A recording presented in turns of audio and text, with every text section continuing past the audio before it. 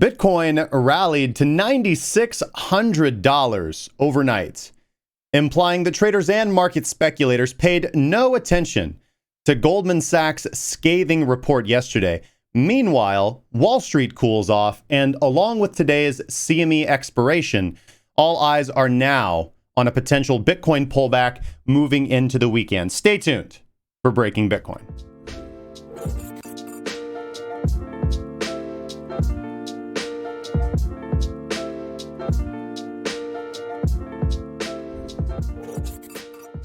Welcome back to Breaking Bitcoin. We are live every weekday at 12 p.m. Central Standard Time. This is your daily source for everything cryptocurrency markets and personal finance. I'm your host, Justin Wise, lead analyst at CrackingCrypotcurrency.com. Hopefully you guys are doing fantastic today. If this is your first time to the show, make sure to subscribe and hit the bell icon, and be sure to smash the like button. You can also support us over on DLive or Twitch if you're following us on those platforms with a follow or a subscription.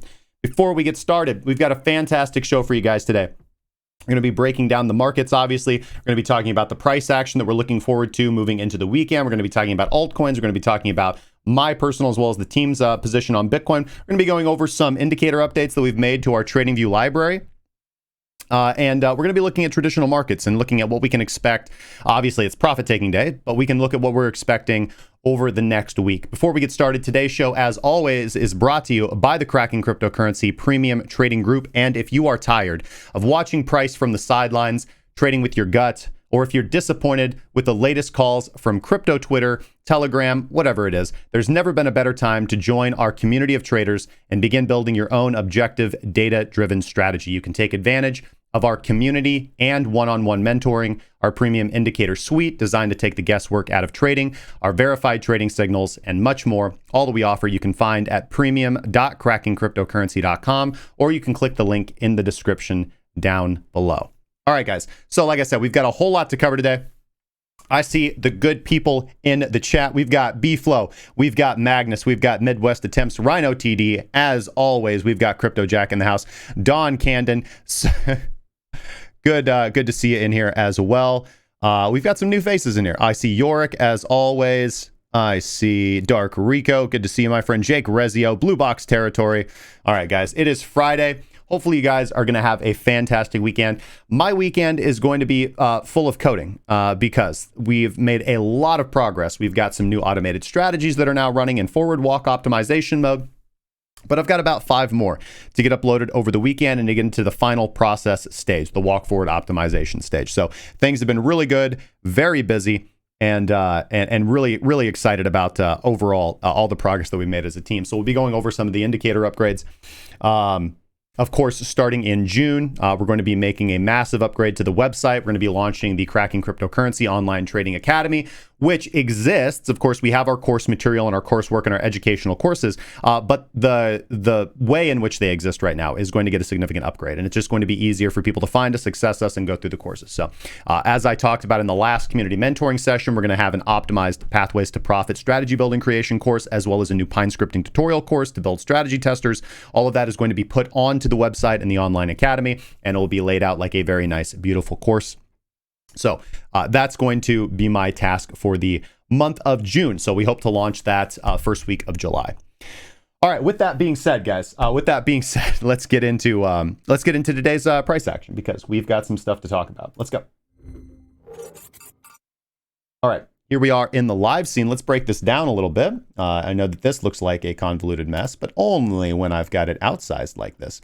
All right, so this is the new Water Explosion strategy, by the way. Not strategy, indicator. So I pushed the upgrades. For those of you who don't know, I pushed the upgrades that were existent in the Water Explosion strategy tester, and they are now live on the free version. This is available to anybody. Our version of the Water Explosion study is an indicator. You can put it on your chart. It produces trading signals. It produces exit signals. Some big upgrades that were previously only available to premium members. A big shout outs to everybody who helped with the code base and everything that we currently have. So you can select between your entry strategy right here. You can select between your exit strategy. Just to cover this, because this is a question that has come up over the last few days, if you want this indicator now by default performs differently from the previous version of the Wadatar explosion indicator. If you would like to have the old version back, all you need to do is turn off the false positive filter and change the moving average types back to exponential moving average or exponential moving average optimized. They are by default Ehlers-Danlos smoother. I have removed bar coloring. That was something that was requested to be removed. So if there is a significant show of community support, I can put that back in there. But as a developer, when people argue about something, it's generally just easier to remove that. So yes, the Wadatar explosion indicator is available. You guys can go definitely check this out. It's one of the most popular indicators on TradingView, so I'm very grateful for that. Thank you guys for your support. You guys can go find this indicator at tv.crackingcryptocurrency.com. There should be a link in the description down below, and just select the Wadatar explosion. You can add it to your favorites. If you give us a thumbs up and drop a comment on the TradingView, that helps us over on that platform as well. All right. With that being said, let's take a look at what we've got with price. So overall, price is progressing as I expected. This is the setup that I was looking for. We have moved off of the bottom, completed another successful bottom feeder reversal long that hit the take profit. I know that this hit around the upper 92s. I know that Jason, particularly, who is kind of pioneering taking these trades, he actually let this ride a little bit and ended up getting a little bit of a better entry, or not a better entry, excuse me, a better exit on this trade. Now, I am net short. As I said, I took my original short from 9,700, took profit at 87.35, and I've now refilled between 94 and 96. So I was actually quite happy to get my last limit order. I actually had one at 96.50, sitting at 9,600, but I was glad to get that filled. So overall, in good profits now.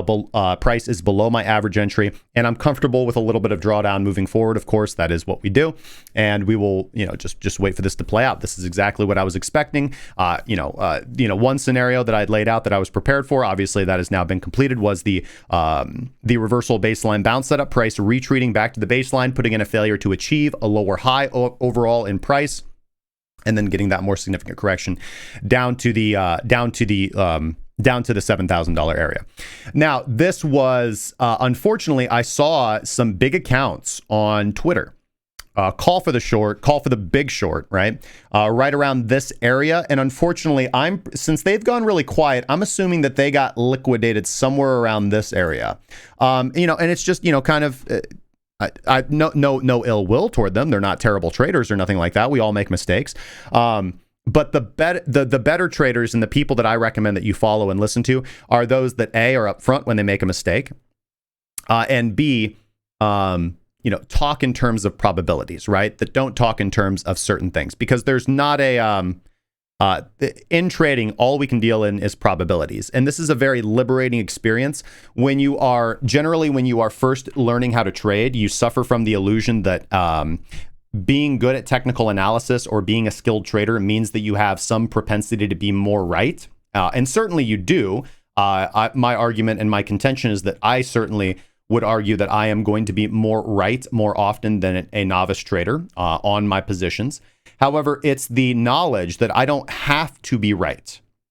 It's the knowledge that I can rely on my strategy, that I can rely on the probabilities, and that I can be comfortable with that, because that removes my ego from the equation. Most individuals, especially newer traders, associate their ego with their directional bias.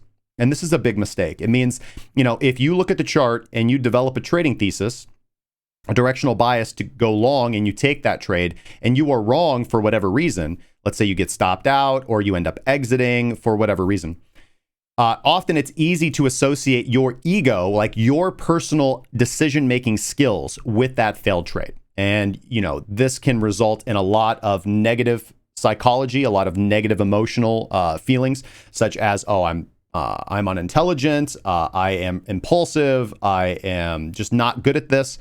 And that's not really the case. It is when you associate, the whole goal of being a professional trader and learning that discipline, that emotional discipline, is distancing your ego from the trade, right? And this is why we develop objective strategies. The strategy, you put the work in creating the strategy. You don't put the work in staring at the charts for 9 hours. There's no point to that. It will not improve your trading efficacy, right? A lot of people say just time in the charts will make you a better trader. And I would argue that while that is true for a small amount of individuals. The majority of individuals could stare at charts for years and not actually make any more money, right? Looking at the charts does not make you a better trader.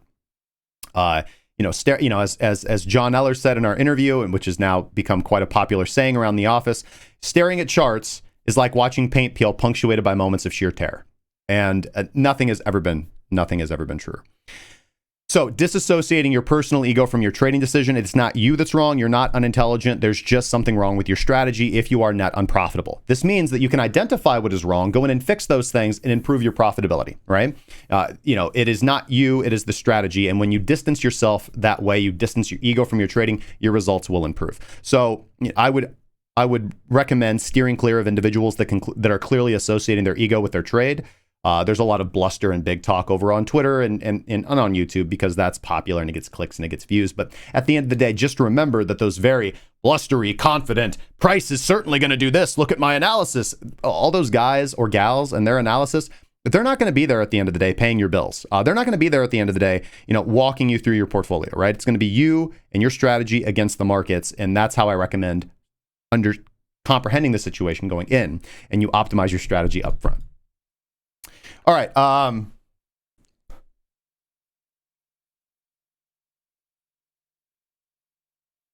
Let's see here. Don Candon says, I stare for 9 hours daily at a picture of Justin, which is framed by my bed. Yeah, that's like watching paint peel, punctuated by moments of sheer terror, I'm sure. Thanks, Don. I love you, brother. All right. So the trade setup that I'm currently looking at and the one that I'm currently playing is what we call a reversal baseline bounce. The baseline is a level of dynamic support and resistance. It acts as a magnet to price. Price can often chop around the baseline. This can happen. So picking a good baseline is very important. I think I have a good baseline. We went through an unfortunate period of chop in April. These things happen. We had overall very good results utilizing the baseline, both on the sell down moving into the beginning of 2020, and obviously on the run up that occurred through March and April of 2020. Things were quite good. So overall feeling good moving into the end of March, the end of May, looking into the beginning month of June. Overall, just the last month of trading where a lot of individuals are in drawdown, I'm up about 13%. Which is not one of my highest performing months, not even of this year, but it's a good month. It's a good month. 13% overall P&L of my equity is a good month. Month's not done yet, but just looking at where I'm at with my trades. And of course, this is a combination of cryptocurrency trades, Forex trades, and traditional equity trades as well, including CFDs. So things are quite good. So I am playing a net short position on Bitcoin at the moment, utilizing the reversal baseline bounce. I have used an optimized entry. I've used a scaled limit entry to enter. I enter between 94 and 96, as I said.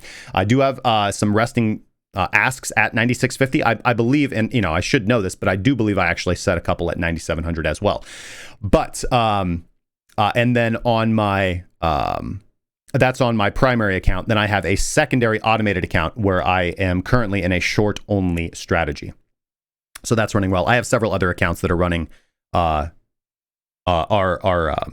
beta automated strategies as well. Those have been performing well. For example, a composite BNB strategy and then a composite BTC pairing strategy on Binance Margin, for example. Those are things that we're going to be launching as we move forward. Again, we already have Cybot live. Bottom feeder is going to be automated. That's the next strategy that's going to be automated. Moving on from that will be the probably overall, the first thing that we'll do after that is we will do our second round of Cybot optimization because this first round of Cybot optimization improved its net profitability and drawdown by quite a bit. The bottom feeder strategy we'll go through the same process with, and then the third strategy that we will be launching will likely either be the automated breaking Bitcoin system or the ISIS bot. I'm not sure because both of those projects are running in parallel right now as far as development goes. So it just kind of depends on which one gets done first, which I can't predict. Okay, let's look at our confirmation indicators here real quick. Minx is still signaling bearish. We have a noise line below the zero line right now. This is kind of the new optimized version of Minx, which isn't public yet, but we have crossed the zero line with Minx, but our lagging line, our noise line, is still below the zero line. All right. So overall, not getting that strong movement to the upside. However, if one was using it as a simple line cross, one could have caught this long right here, maybe using the baseline as a profit-taking target. Parallax is still bearish. We didn't reach oversold territories. We are curling up toward the zero line. looking, so overall the setup that I would be looking for here is that that topping below zero that Alex likes to look for, that kind of continuation confirmation. We still have negative volume delta, looking at Wadatar explosion. We do have receding delta, all right? So we do have receding negative delta, but we are still negative.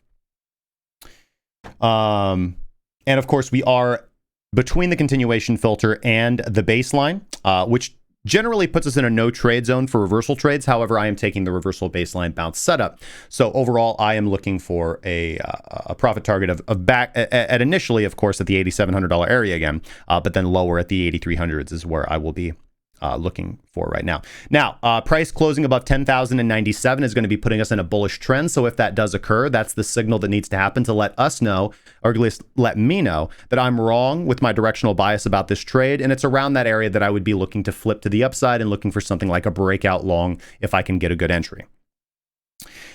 So far right now, if price were to close the daily below 89.81, that would be considered a continuation short and a signal to go short if you were not short already. And from the daily perspective, that's fairly clean and simple. Things are good. Let's smooth price out with Heikin Ashi. Heikin Ashi is also confirming everything that I just said as well, looking for a reversal baseline bounce here. Here we would want to see price above 10,128, so that's confluent as well, and the continuation filter down at 8,900. So again, giving us that nice level of confluence, bearish parallax, bearish Wadatar explosion, bearish Minx as well.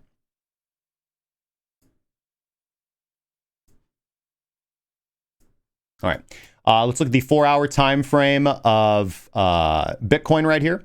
We do, as I pointed out, we're having some follow through off of this regular bearish divergence that I pointed out yesterday on Minx. As you can see, Minx formed a high on the oscillator, formed a lower high on the oscillator. Meanwhile, price formed a higher high, and we are seeing the follow through of that. Overall, following that run up, we've seen a pullback of about 3% so far.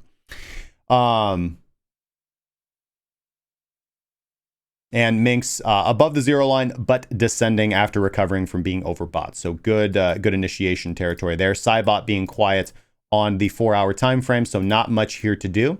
Let's look down at the lower time frames. All right, so this is why I'm actually quite bearish. We can look down at the lower time frames, and I want to look at a few things. The first thing I want to look at is overall price structure. So here we are. Let's just kind of zoom out on price. So overall, my initial area that I'm going to be targeting is between 8,000 and 7,800. Of course, I'm going to stack some limit bids down, for example, at this inefficiency around 7,300, and kind of scatter my limits around this area. I'll be posting those up later as we get those that kind of sell off.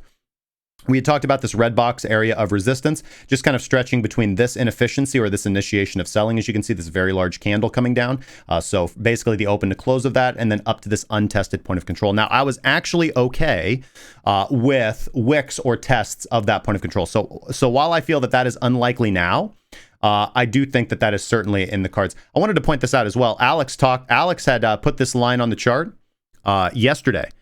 When I brought on Alex, senior analyst Alex, and he said he felt that when we were consolidating yesterday, he felt price was likely to come back here and retest. And I mean, as usual, nailing it with his price targets. So good for him. But we have this red box of resistance. You can see we wicked right up into it, filling some of my limit asks at 9,600, and we rejected. And one thing that I had said to watch out for was, of course, the premium on price, because the premium on price indicates when the market is going, when retail traders are going net long. And where did that occur? It did occur. We had a massive amount of buying pressure right here, right at the top. And this is retail going long, and now they're going to get smoked. Of course, we even traded right here on this candle above that 0.05% basis point premium, which is always an indicator that I look for reversal. We saw that slightly over here as well at the actual top. So we rejected from today's point of control. We rejected from yesterday's point of control, as you guys can see. So now we have dynamic resistance between 94, 9450 and 9500. That's currently the area where we're coming back up to retest. We are looking like we're in a little bit. I do see some wicks to the downside, indicating some absorption of selling pressure right now. But overall, the tail will be tailed if we can get some more intraday momentum by breaking above 9,500 and actually doing some consolidation in this red box territory. That would potentially open up for me to take some sort of kind of like risk on long position just to hedge against the position that I'm in, because that would be, I mean, that's a setup that I like in and of itself for longs, but overall, that's not what I'm seeing currently so far. ISASpot signaling for that 1% sell, which we got here, and then signaling for that 1% sell here, which we ended up getting. Did have to hold a little bit. We got a potential stop hunt on this last ISASpot signal, which fired right here. ISASpot did come all the way down to overbought territory right now. Did not generate a buy signal, but that's kind of a discretionary buy signal right there. So again, this would have set one up for a little nice, following Alex analysis with this ISASpot signal. This movement down to about 9,300 would have set you up for a nice 2% movement back up for the retest of today's point of control. We'll see. We still see that there is a premium on BitMEX price as opposed to spot price, indicating that retail is still net long, which generally is almost always indicative of topping. You can see price move up on backwardation. You can see price move down on backwardation. You can see rarely price move up on premium, but very rarely. It is typically indicative of topping in the market. So I am quite confident in my short. Let's see here. Let's take a look at CME futures. CME futures also showing topping behavior as well. On the daily, we have that reversal baseline bounce for the CME futures as well. Came almost up to the lower Keltner channel and putting in a doji, which is generally a sign of reversal. Particularly in Bitcoin. And of course, following down the SPY having a negative day, negative close today, putting my Tyson short almost back into the profit. And because I had already, I believe that with the exception of like one trade, I've already hit all my first take profits on my traditional equities trades. So again, hitting first take profits, coming back to break even stop loss potentially on a few of them. We'll know before market close today. We'll actually look at those here in just a second. I actually haven't looked at them myself today because there's no reason to. My stops are where they need to be. It's been a good week in traditional equities. Let's take a look at the broader cryptocurrency market right now. We are on day, so I don't have to make any. Overall, pretty decent day for altcoins today as well. Stacks up another 13.5%. Go baby. Matic up. Maker DAO. Wow, go baby. Made safe coin. That's a true shit coin right there. Ethereum Classic. Celsius up again. Cheez-It, which is my favorite snack. Next to honey roasted peanuts. Tesla also up. So overall, pretty decent day for altcoins, honestly, trading against the dollar. So alt season continues in full sway.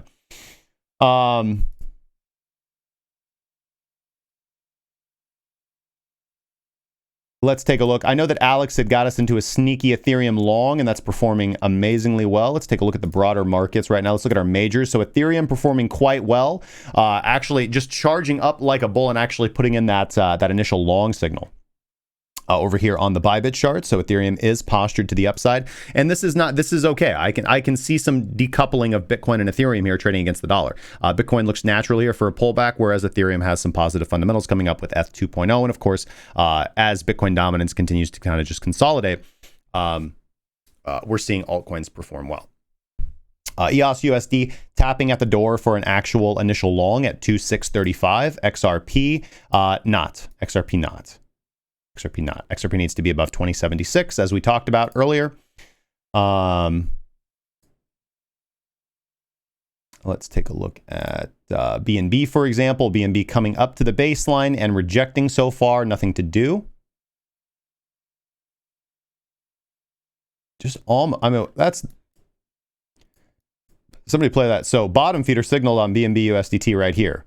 And let's look at where that wick went. Let me play that Curb Your Enthusiasm song. Come on, that's rough. Come on, guys. He's just a boy.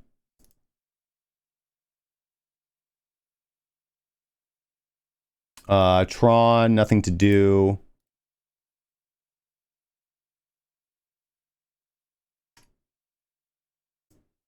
Bcash, we talked about Bcash earlier. Bcash actually looking quite good.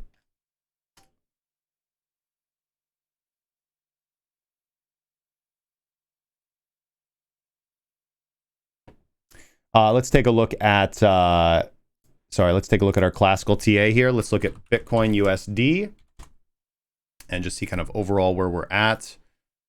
The way that technical analysis would look at this. All right. Okay, so previously we have been coming up to the 20-period daily moving average. which is the median of the Bollinger Band, the mid-range of the Bollinger Band, natural place for a rejection. We continue to push up a little bit, so we're just right in the middle of the Bollinger Bands, nothing ultimately conclusive from here, but we can see the 20-period simple moving average is starting to curl down, after having a nice positive push to the upside here. RSI, of course, recovered from overbought in this area, and we have been unable to make a higher high since then. We have tested support at 86.27, their $8,600 area, almost 3 times now, once, twice, 3 times. And every time forming a lower high, this could be considered a descending triangle pattern. At which case, if we are forming somewhat of a descending triangle pattern, then we would be looking for completion somewhere around the apex, about 75% of the motion right around here, right around the 18th of June. So again, kind of using Bulkowski chart pattern methodology here, it's possible to see price range here for a while and then end up breaking down on the 18th, giving us that price target, which again would be pushing us down all the way to the mid 6,000s if we measure that descending triangle. All right, so we'll just leave that off the table for right now. Important levels of horizontal support and resistance above us at 10,348. Again, if we decide to go the other way, so let's mark that like June 18th on the calendar roughly. So again, I don't want to get tied down to that. I'd say June 18th to June 28th. Give me 10 days at least. But if price decides to walk the other way and move its way up, then we could be getting a breakout of this long-term trend line since the top in 2017, mark the top in 2019. And it's either going to mark the top of 2020, which will be quite negative, or if we end up breaking above that, I think that would be pretty exciting to see. At least I know a lot of individuals would be going pretty crazy above that. And then ultimately our long-term horizontal resistance at 12,000, which we have been unable to break on a weekly basis since 2018. So 2 kind of important levels, 10,000 to 12,000. You really got to be nervous, honestly, and look at this area as a very good profit-taking area. And then I would say re-entry if we get that, if we get the kind of parabolic sign above 12,000. But we are in this classic descending channel of profit-taking area right here for long-term positions on Bitcoin as well, unfortunately to say. I mean, I am very, very bullish on Bitcoin's price moving forward, but just looking at the technicals, looking at the chart, this is a logical area to take profit on long-term positions, anything that was accumulated here or here. So you're going to have to make your own decision about that. Obviously, my recommendation for buy and holders is to buy and hold. I have accumulated Bitcoin over the last 4 years, which I never sell. But as a trader, you have to look at your trading capital and you have to look at your investment capital completely differently.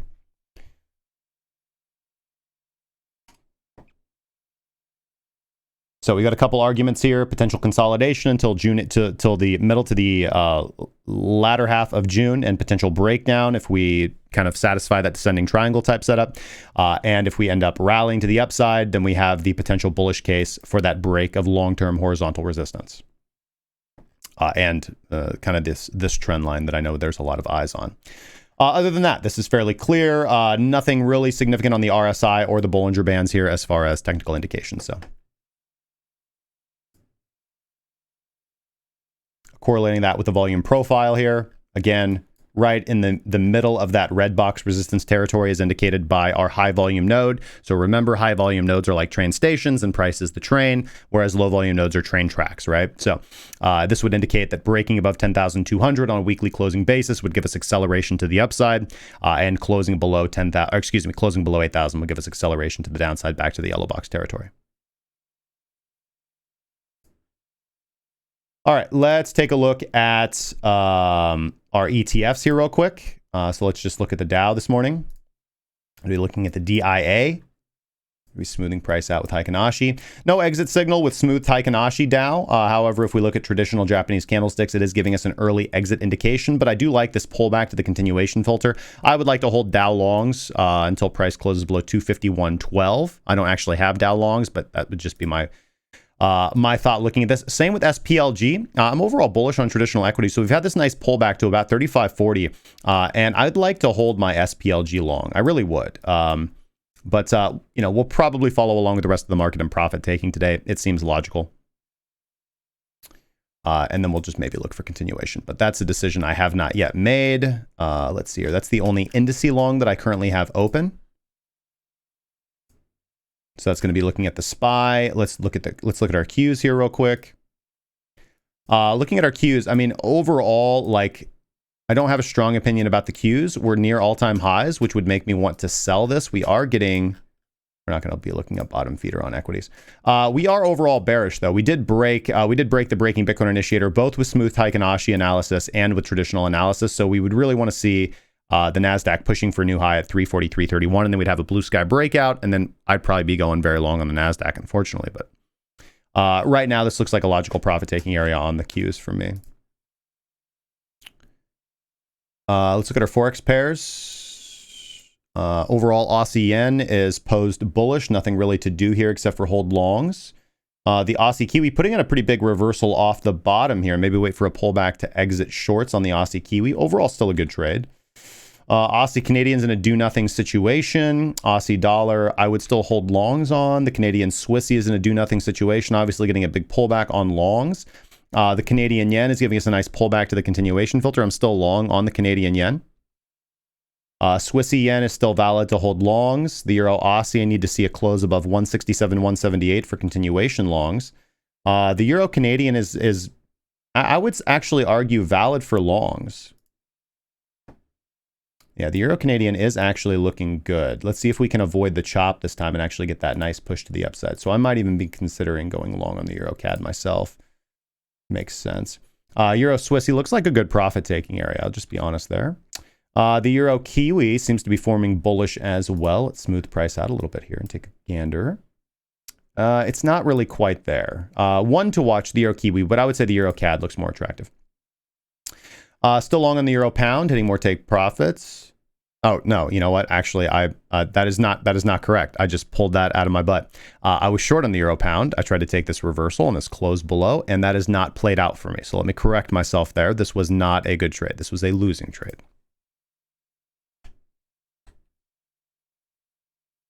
Euro yen is still bullish. We can hold Euro yen longs open. Same with the Euro dollar. However, we begin to look, particularly on the Euro dollar, like a profit-taking area with that gravestone. Pound Kiwi's putting in a nice little reversal off the bottom, but nothing to do. We've got quite a bit of time to wait on most of our pound pairs here, honestly. I would be looking at the pound Swissy for continuation shorts, with the only exception of the pound yen and potentially the pound dollar. I don't really want to do anything with either of these pairs. Still long on the Kiwi dollar. Kiwi Canadians in a do-nothing situation, as is the Kiwi Swissy. Kiwi yen could be held open for a long.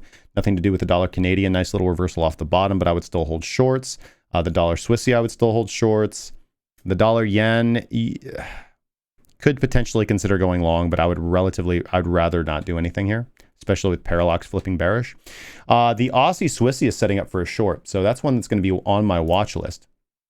And the dollar UN, where I already hit my first take profit, is giving us a little bit of a pullback. Nothing to do so far as exit. So not a really exciting Forex day for me, I think. Overall, I think a lot of the pairs that have already been profitable, like the Canadian yen, the Kiwi dollar, and the dollar UN, are pulling back on me a little bit. I had a losing trade on the Euro Pound here, and I'm going to consider looking for a position in the Euro Canadian.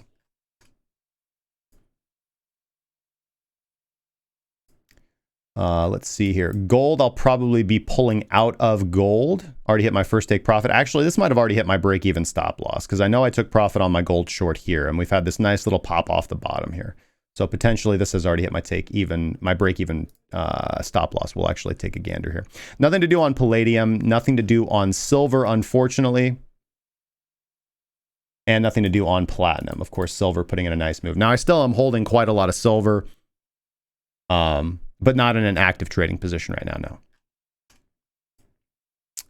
no. And potentially going to be pulling out of my SPX 500 long as well. Kind of looking forward to what happens next week. But I'm kind of bullish going into next week for traditional equities. So,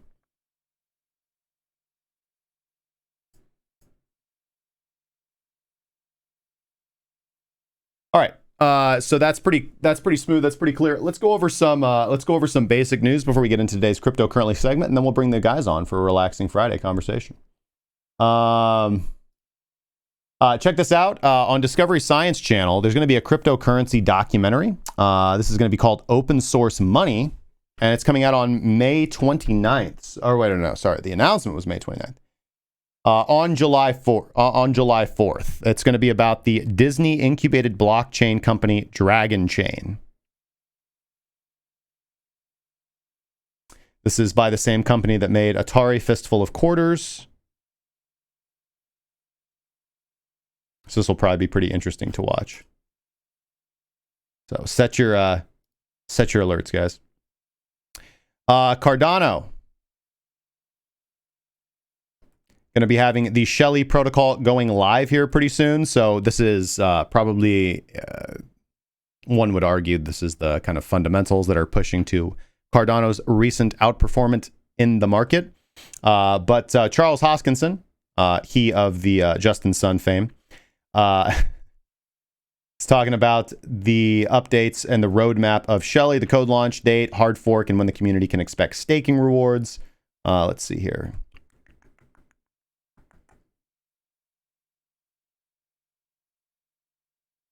You guys can Google this if you want some more information. This is not my strong suit, but you know, yay Cardano. Jesse Powell, cool dude, over at Kraken predicts that Bitcoin will be over $100,000 in just 2 years. So you heard it here first. You heard it here first, folks. But you know, I love bullish price predictions from individuals that own cryptocurrency companies. So gonna be a little. You know what I'm saying? Just gonna think a little bit. With that being said, this is an overview of some simple stuff, guys. I don't really have any strong opinions on this, although I tend to agree with Jesse. Let's get into today's cryptocurrency segment and break down today's main story.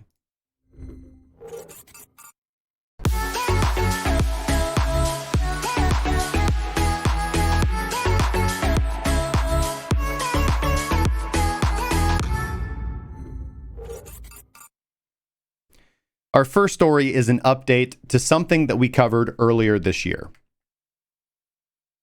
Giancarlo, now is the time for the United States to jump into the digital currency game. Earlier this year, former chairman of the CFTC, Christopher Giancarlo, partnered with the crypto firm Accenture to form what they called the Digital Dollar Project. This was a think tank designed to conduct research into a blockchain-based United States central bank digital currency, or CBDC, something that we talk about a lot on this channel. Now, obviously, Giancarlo has been a pretty vocal advocate of the United States pursuing a digital version of the dollar for quite a while now. And overall, this brings us to today, because the Digital Dollar Project has now released their first, what we could call, white paper. And this paper reiterates many of the ideas that individuals like Giancarlo and others that are involved in the project have already presented. But we have a little bit more concrete details of exactly what they propose and what they want to do. So if we take a look over at, their Digital Dollar Project, the paper is about 50 pages long. And honestly, just set this thing to scroll. It's about 50 pages long, and this thing reads like a philosophical argument. More than a technical description, more than an actual white paper. And this really kind of demonstrates that, contrary to popular mathematical belief, most of the fundamental technical design aspects, when you're talking about creating a digital currency, like the original thoughts that, of course, Satoshi had to consider when he created Bitcoin. And similarly here, when this think tank is considering what you actually need for a national digital fiat, you cannot really just explore the technicals on their own without examining philosophical inputs, philosophical concerns, philosophical consequences, right? And this white paper goes on to make a strong case for why United States should be contemplating very strongly, digitizing the national currency, right? This all revolves around one philosophical question, which of course generally drives everybody to Bitcoin. What is money? Right? And to his credit, Giancarlo does credit Bitcoin for kickstarting the conversation around digital money. And he feels that discussion has really accelerated since the emergence of Libra, as well as China's incoming CBDC, their DCEP, and of course, the recent coronavirus crisis, right? This COVID outbreak has spurred an existential discussion about what money is, or money in general. And this conversation is not just involving regulators, central bankers, and policymakers, but this conversation is now water cooler conversation. Well, you don't really have water coolers anymore because nobody's working, but this ordinary people, regular folks are having this conversation, especially those that don't have full access to the banking system, right? So if you guys will recall here in the States, when stimulus checks were distributed, one of the big criticisms is that those most affected by the economic downturn, of course, the lower class, didn't really have a wide percentage of their cohort having access to traditional banking services, right? So how then could they suckle from the teat of the Fed like Boeing and other big corporations, right? Back in March, high-profile Democrats in the U.S. House of Representatives seemed to agree with this notion that a digital dollar could be deployed in order to distribute economic relief benefits and, of course, increase their voting base. Now, one draft stimulus bill, we covered this earlier on the show, back in March, outlined a plan to compel the Fed to let retail users open accounts and access their dollars via digital wallet software, which would of course basically imply a digital currency or require a digital currency. This particular bill was submitted to the House, and it described a system based primarily on traditional bank accounts, right, which are held directly at the Fed and would, in theory, feel a lot like having a traditional numbered bank account at Wells Fargo or Chase. The only difference here would be with that proposal, it would be a public institution administering it, kind of sort of like the Postal Service, right? In fact, the bill proposed using the Postal Service as a service provider in this system. So if you could imagine ATMs run by the post office instead of a commercial bank, now just imagine that for a second, and imagine every single time you have gone to the post office. And sorry, this scrolled all the way down, I think. Sorry, that's not what I meant to do.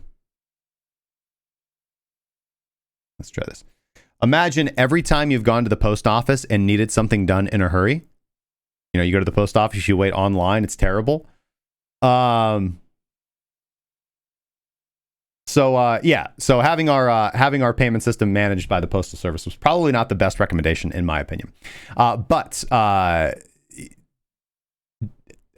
perhaps lucky or unlucky for us, right? I mean, certainly lucky that they're not going to involve the freaking post office. But Giancarlo and his cohorts over here at the Digital Dollar Project definitely have a different idea, right? So the original concept that was proposed by Democrats was that, well, we're not going to tokenize the dollar. We're not going to have a digital dollar. We're just going to have these digital accounts and people can access them. And you're not going to really have a real traditional bank account, but it'll feel like it. And then you can just get that money somehow, somewhere. And we're going to basically, they're kind of talking about a cash EBT system, right? Like a cash food stamp system, right? Where you could use the money for not just food stamps, right? So anybody who's familiar with the EBT system or food stamp system, right? They issue credit cards now. Basically, credit cards, you can use them at stores, just like you could utilize any other thing or any other payment device and payment method. And, that's just a digital account. The money's deposited in there. It can only be used for certain things. They're basically talking about the exact same thing. That was their original proposal, right? That we're not going to tokenize anything. We're not going to digitize the dollar. They're going to be accounts held by the Fed at the Fed, and we're just going to give people digital access to them with some kind of app or integration, right? I think that's a terrible idea, and I think both of these ideas are terrible. I think that generally these concepts are terrible on their face, but what Giancarlo and the Digital Dollar Project wants to do is tokenize the dollar, right? They want the currency on a blockchain, right? They want to completely tokenize the United States dollar, right? This is how the white paper defines that term, right? The act of turning an asset, good, right, or currency into a representation with properties that suffice to attest to and transfer ownership. Right. So that's a pretty watered down explanation of how an asset exists on the blockchain. Right. The closest parallel in the physical world would be a dollar bill, which is a bearer instrument. The white paper describes what the Digital Dollar Project to be pursuing as a digital bearer instrument. Right. That's an approach that would take advantage of blockchain technology, but keep the infrastructure flexible. Right. And allow them to upgrade it as innovations are brought into the system, right? Listen, the idea obviously is whether the dollar should be tokenized, and that's only one of many kind of philosophical or even technical design related questions that these people are going to have to deal with before they can even build the system. And perhaps, not even perhaps, but certainly the most vexing things to consider for them and for me are about privacy, right? To what extent would a tokenized dollar preserve the privacy of cash, right? How exactly are these individuals going to implement things like anti-money laundering regulations? And how would they enforce them? And what technology are they going to utilize to verify individual identities in this case, right? Now, some of these questions are certainly about values and expectations, both of which are going to vary significantly among different cultures. And of course, America is a melting pot of cultures now. For instance, people in the United States generally have certain expectations with respect to government surveillance that people in China do not share. Likewise, people in Europe have different expectations than Americans regarding commercial surveillance. And one of the things I guess you could pin on me is that I attempt to push this American idea of, hey, it's not cool that your government spies on you, and it's not cool that companies spy on you. You should preserve your privacy. I try to push that narrative on as many people as I can. Now, but we have to accept this. We have to understand that different cultures have different values and expectations when it comes to digital privacy, right? So this is going to be why we see different CBDC implementations and even different corporate coin implementations in different cultures. And ultimately, they'll be decided in the open marketplace of ideas. But these differing value systems are inevitably going to be built into future digital money systems. Today, the dollar's role as the world reserve currency gives the United States legitimately disproportionate power to impose its values on other members of the global financial system. I just wished we used that to push, like, don't spy on your own people, but it doesn't seem like we're doing that. Right. And if we have a competing digital monetary system, right, the DCEP, for example, China's CBDC, this would undermine the United States' dollar's role as a global power above the rest, which would diminish the ability of the United States to push its values. One can argue about whether those values that are being pushed are good or bad. I would argue that generally they're good. Now, it's either that, or the American people, for example, or not just Americans, but depending on what currency. Listen, you have to understand that any currency that replaces the United States dollar as the global reserve currency, and this is likely going to be a digital currency. This is going to be a digital currency. We're going to see one CBDC rise up and become the world reserve currency. And that is far more likely to happen, unfortunately, before Bitcoin becomes the world reserve currency. We're still quite a ways off from that. And I want to get across this narrative that the value structure of the culture that creates the currency is going to be baked into the currency, right? It's going to be baked into the technicals. It's going to be baked into the philosophy. Right. So this is why we need to have a very strong conversation on what our cultures are going to allow or disallow. Right. Because it is going to be quite possible that certain cultures will be forced or incentivized to accept a new status quo that is going to include values to which they are not traditionally accustomed to. And they're not going to really, if you don't have that conversation up front, and then they realize it later on, you can have unfortunate results, in my opinion. So definitely something to consider. I don't think it's a point that I don't think gets brought up a lot, that different cultures have different values, of course, and that gets baked into their monetary system. Now we're talking about globalizing a monetary system. So the world's become somewhat accustomed to the values of the United States monetary system. And if you let's just strip out corruption from that, because you're going to get that with any currency, because that just naturally entails corruption follows centralized control, right? So any centralized currency, you're going to get corruption and malfeasance. But we have to look at what the underlying values are, like above and beyond that are being spread. So I guess individuals are going to have to ask themselves the question, like, what value structure do they want baked into their monetary supply, right? Kind of, American style liberty and independence, or kind of centralized Chinese communism, because those seem to be the two big options moving forward in the world. So not necessarily saying that people have to pick a side, but certainly something to consider. So let me know your guys' thoughts in the comment section down below. This is a pretty big topic, and I want you guys to think about this, but let me know your thoughts. Again, I have to argue personally that I think American values are good. I think that I'm comfortable spreading that idea, particularly the values that I hold dear, which is liberty, independence, free markets, And you have to understand that none of that is the corruption that comes with any kind of centralized currency. That corruption is going to exist regardless of the values of the nation. Like whenever you have something that's centralized, you get corruption and malfeasance, right? So it doesn't really matter. Like, people are like, well, the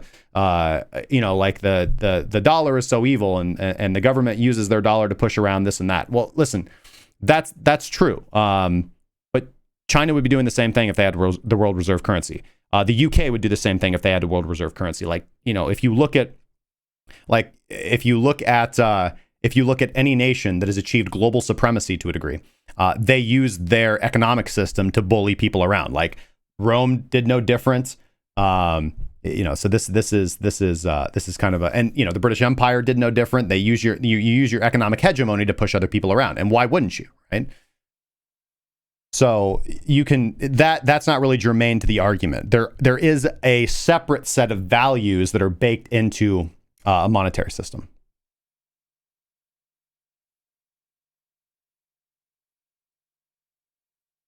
So let me know what you guys think. That being said, I think that's a good point to bring the guys on, check back in with Bitcoin, and probably argue for the next 45 minutes or so. Let me know if you guys have any chart requests. Let me see who I can get on today.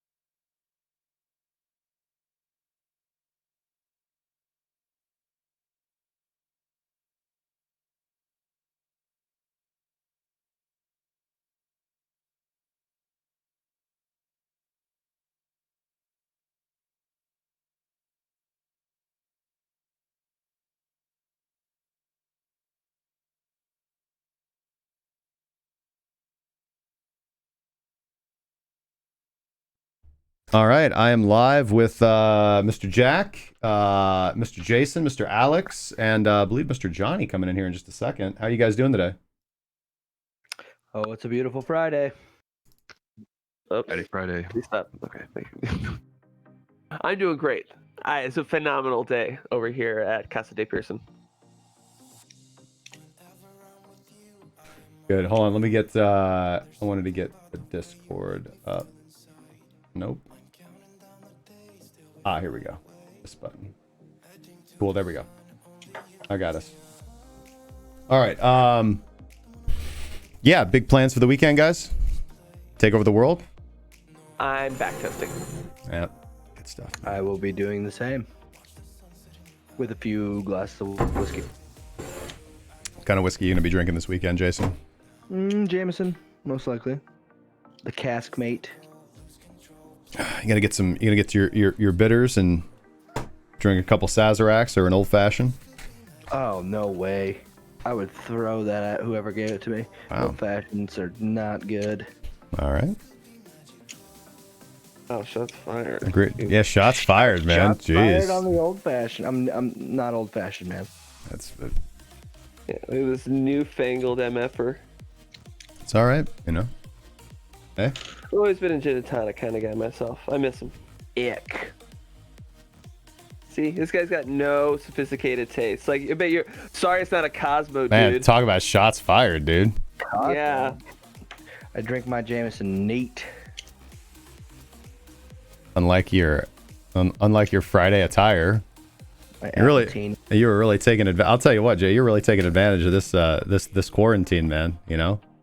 Costumes all around, boy. But no, button down shirt up top, gym shorts below.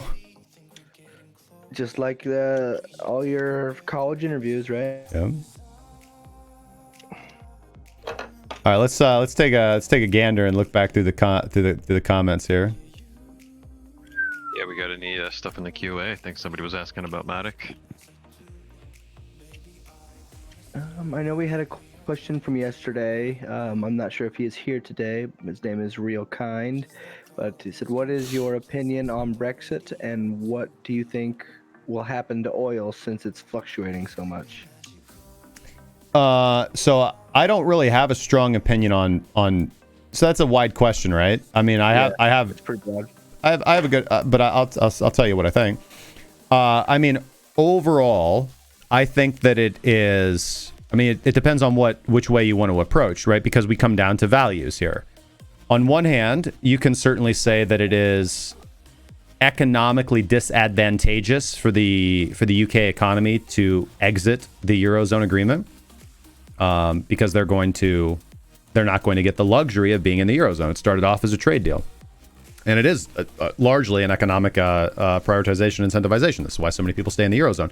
They also get they also get the benefit of being able to borrow from the ECB, and they get the, quote unquote stability. Right. Well, yeah, and the tariffs, but they also, I mean, there's a monetary incentive, right? They get to use the euro, right? And they get to, their solvency now is tied to the Eurozone, which again, this is kind of an economic argument. Is this a good thing or a bad thing, right? Like, it's harder for a bigger system to fail. But if the bigger system starts to fail, it makes the individual cogs in the gear, the individual cogs rust faster. Let's put it that way. If the entire Eurozone is going, then it doesn't matter if your particular economy was, well tended to. It's like you're going down with the ship. Right. But I mean, the flip side of that is that if the broader economy is doing well and you have a localized downturn, right, due to weather or plague or storm or sickness or anything, right, you're on your own. You're on your own. Yeah. Or you have to, you have to pull a Greece and borrow the money, which puts you in a bad situation because now you're beholden to your creditors, right? And we saw that played out. So I think that on its face, it's hard to tell whether this will be good or bad for the UK. I think in the long run, I think that, so first off, let me say this. I think that the UK obviously is great people, strong culture. Some of the people I've become closest with are in the UK. That doesn't really mean anything. That's just a little bit of personal bias, but they got some brilliant individuals over there. They've got great industry. They've got great technology. So they certainly have the ability to stand on their own 2 feet. And I think probably from my philosophy, that's the better thing. I think in the short term, it'll hurt a little bit. It obviously has hurt a little bit. That's the economic argument. The other argument is of course, kind of one of cultures and morals and values, right? So there's a lot of individuals that, whenever you talk about Brexit, race tends to be brought up and immigration tends to be brought up. And ultimately, I think that that's a decision that the UK people should be incentivized, promoted, and allowed to make on their own. Like, it's their opinion on how they want to run their borders and their culture. So I support, kind of what they signal for, and it seems like they have signaled for less immigration. So that seems what they voted for, and that seems what's come. This is one of the big things going into Brexit. Yeah, so, I mean, it's a matter of national autonomy, national sovereignty, right? And that same thing could be applied to the central bank, right? You mentioned adopting the euro. Well, to be honest, for a lot of European nations that did adopt, like Italy and Greece, Spain, the average person suffered, dramatically. Conducting day-to-day business using the euro. So, while other countries, Sweden, Poland, Hungary, they haven't adopted the euro, and they're quite comfortable, using their own native currency. And so there could also be something said about having your own central bank issue and circulate your own currency. Maybe gives you a little more control over what goes on monetarily. And I think that's pretty much what the whole argument stems around. It's about how much authority do you want to cede to somewhat unelected bureaucrats in Brussels, right? I'm all for national autonomy, and that's why I'm kind of I side a little bit more with the Brexit side. Good points. I think that for me, where my area of interest is, I think perhaps the most germane conversation is for business owners or for employees or workers in the UK right now. I think the important thing to realize is that for business owners and for companies, you can't put a price on certitude, right? So, like as a business owner myself, when I'm budgeting for the year or I'm estimating how much I can pay my employees or what investments I can make or how much I can invest in R&D, it is a lot easier to do so when I know that there are certain economic constants, right? Like, for example, if you're a manufacturer, you need, and you know that the price of one of your input materials is X and it has this rate of change, right? This band of volatility over the next 5 years. That makes it a lot easier to do R&D and invest in a new factory, et cetera, et cetera, et cetera. When you have no idea what your input costs are going to be because there's no Brexit deal, for example. So you don't know what you're going to be paying in import tariffs, and you don't know what you're going to be doing. You don't know if you have to find a new shipping. You don't know if you're going to be able to have a factory in the country that you have it located in. This is absolutely terrible for economic planning. And this is why I would argue that the economy of the UK has had a little bit of a sluggish go. If there was either a Brexit deal or no Brexit deal, that would be better than not knowing. And, honestly, I think from what I understand, that's roughly like where they're still at. Like they're still like, well, we might have a deal, we might not have a deal. That might have changed. So please let me know if that's the case.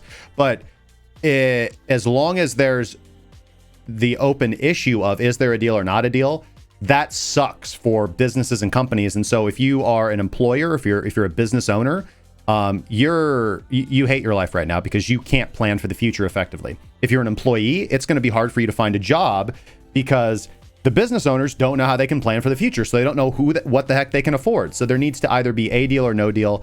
And I know that that's not an easy conversation. That's just an easy argument to make while they're going through this negotiations with Brussels. And like I said, no deal's fine. That hurts in the short term, but it's good in the long run. Deal, okay, that's better in the short term. Might be okay. It might be good in the long run too. So, but not knowing whether there's going to be a deal or no deal is the worst possible thing. So they're getting they're getting kind of it's the people of the UK that are getting the worst end of the stick right now. Whether you're an employee or an employer. Yeah, one way or another, the decoupling is going to be a painful process. Whether you think it's a good thing, Brexit, or a bad thing, it's painful. Yeah.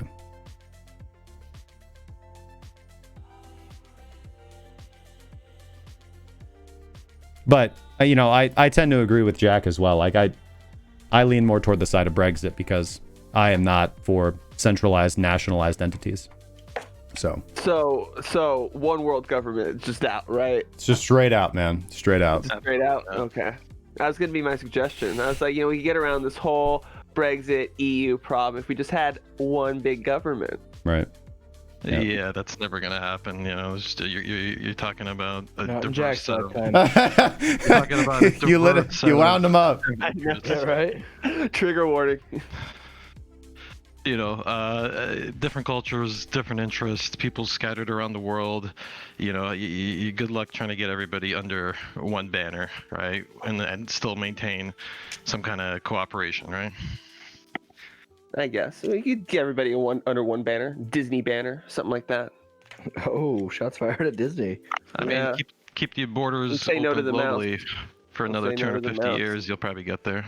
I would say, I would say what's probably going to happen is, listen, my overall plan, because I want to live in, I've got that anarcho-capitalist dream, right? Where, you have to pay the police officer to come help you out.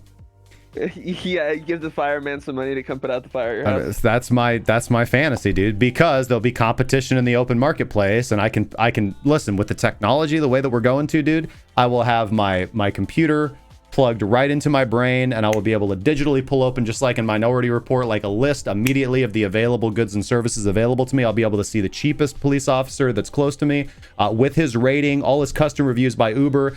Bam, I'll be able to hit him. It'll be super cheap because there's active competition in the open marketplace. I'm like, cool, man, I need to book you because I'm getting robbed right now. Bink, I'll be able to do it while I'm getting assaulted. You know what I mean? Because I can just do it in my head. And boom, he's there. And like, he comes, he saves my ass. I pay him. I'm like, good looking out, man. Here's the tip. You make crime sound sexy in the future. Yeah, sign me up, man. Where can I get mugged? Yeah, right? Oh, over here, please. Welcome to the R&D lab, ladies and gentlemen. As you can see to our left, Bruno right now is being assaulted violently, and look, he is able to call for help. It's as simple as that, with 3 easy payments. Just remember, guys, when you're getting kicked, don't forget to scream. All right. Let's see here. Let's look at that Q&A section. The next one will be from Don Candon. He says, Justin, does your traditional market portfolio include dividend stocks? What is your general opinion on dividend stocks? Thank you. Buy more. Buy them. Buy them. So I've been investing in dividend stocks for about 10 years now. And I mean, honestly, I don't see how I could have done it like a different way, to be quite honest with you. You know, some people aren't going to like this answer, but it is just the truth from where is this? Okay, audience engagement. It's just the truth from what I've seen in my own portfolio. Buy and hold strategy. You know, Money Monday. Every Monday, I buy things that I think are fundamentally valuable. What do I think? What things do I think are fundamentally valuable? I cover this in the investment psychology course, and what is the beta version of the Online Trading Academy right now. So these are lessons that are available to premium members, where I talk about my approach to investing. It's a psychological approach to investment. You have to invest in what you know and what you understand and what you believe in. You have no business investing. Well, you have business. You can invest in things that you completely don't understand or believe in, but you're not going to have a lot of success because you're going to have a propensity to panic sell when your investment goes against you. If you invest in things that you understand and believe, not only do you have a higher probability of being correct. For example, let's take Roth IRAs. Many individuals have Roth IRAs, and generally they just dump their money for their Roth IRA into an index fund. Okay, that's an approach. That's certainly an approach. But if you don't have a strong confidence in the American economy, which it seems like a lot of people don't, right? Like I was talking about yesterday, we have this new narrative, which is that the world, like everything's just going to fall apart here in the United States, right? That's become the new narrative. It's replaced the old narrative of everything's fundamentally bullish. Buy and hold. Buy every dip in the stock market because the market always goes up. Like that narrative has now been replaced with sell every top in the stock market because we're going down. And that's concerning. You know, it's obviously concerning to see unfortunately, I think a lot of people who are involved in cryptocurrency are like, yeah, this is awesome. But from my perspective, like, this is my country. Like, this is where I grew up. Like, and I think that we do a lot of good. And I think that I know that if the American economy takes a massive hit, if the American stock market takes a massive hit, that is going to spell economic disaster for millions and millions of people. And I think that to desire that or glorify that outcome because it makes you right about Bitcoin, I think that kind of makes you a pretty crappy person. It's like, hey, we've got people over here that are doing all right, but let's just blow up the way that they live so that they can see our point of view and live the way that we want them to. That kind of sounds like totalitarianism to me. And I think so. I fundamentally, I think it's also a little bit of biting your nose to spite your face. It's like, dude, you live here too. You know that, right? Right. No. So I think that so I invest in companies that I fundamentally believe in, that I think provide value. So companies like 3M, Johnson & Johnson, McDonald's, Coca-Cola, just a small pot. Johnson & Johnson is one of my favorite stocks. 3M is one of my favorite stocks. Emerson, Hormel. Yeah, these are all strong positions in my portfolio. And honestly, up 8% from last year. My dividend portfolio is up 8% from last year. It's actually more than that, but it's been, you know, if you like fell asleep last year, if you Rip Van Winkled last year to today, right now, then your portfolio would be up 8%. And if you didn't know what had occurred over the last 4 months in the stock market, you would think that, man, it must have been a good year for the market. We're up 8%, right? You wouldn't have known that, like, well, we went up way and then it crashed and then we came back up, right? So perspective is really important here. So I think that dividend And I think that dividend investing, one, as always, should research it, understand what they're doing. It is a very long-term approach. It's a form of passive income generation. It is not an aggressive growth portfolio. It's not an aggressive growth portfolio. It's a passive income investment. It does require a lot of time, and it requires diligence. If you want to go the traditional FIRE, financial independence and retire early kind of community crowd approach to dividend investing, then you need to be investing 50% of your income into dividend stocks for 5 to 10 years. And then you can retire. You know, this discussion of dividends reminded me that we actually had someone come into general chat yesterday and ask if there were any good free dividend stock screen where you could where you can screen by the amount of expected yearly return by a dividend, and also I can't remember if they were looking for the net asset value or the market cap for the stock, but they wanted to be able to do like a little bit of cross-referencing. Do you have anything like that? Like, how do you find your dividend stocks? I mean, to be quite honest with you, I use Yahoo Finance. I've used Yahoo Finance for years. I've researched the stocks that I'm interested in. I'll look at their forward PE ratio. I look at their cash flow. I do the Warren Buffett approach, man. I look at their books. I look at their yearly history of dividend payouts. I look at what that percentage is, and then I look at their share price. I look at their average growth of their share over the last 10 years, over the what their projected rolling PE ratio is for the next few years, and then I just try to estimate based on the fundamentals, based on how strongly I think that company is positioned in their sector, at the decisions of that company. But overall, like, what decisions have they made with their dividend in the past? Ideally, you're looking for companies that pay a good dividend percentage and that have a long history of paying that dividend out, ideally of always paying that dividend out, of never canceling their dividend, and raising their dividend consistently over time, even through economic downturns. So companies that fit the bill right off the top: Johnson & Johnson, Coca-Cola, McDonald's, 3M, Emerson, Hormel, all long-term companies with a great history of not only paying out their dividend no matter what the market is doing, but increasing their dividend over time. That's ideally what you're looking for. But yeah, PE ratio is good. I do a calculation called forward PE ratio, which kind of gives me an estimate of what their PEO ratio will be for the next 12 months. And that can be a good level of analysis as well. But it kind of comes down to, as I said in the investment psychology, like, you could consider that technical fundamental analysis, like looking at the numbers. And then at the end of the day, like, I have to make a decision based off of my gut. Do I believe in this company? Do I think that they're going to continue doing what they're doing for another 10, 20, 30, 40, 50 years? Do I think they're skilled enough to do it? Do I think the management of the company is good? Do I think the history of the company is good? And do I have faith to hold this stock as a shareholder through ups and downs?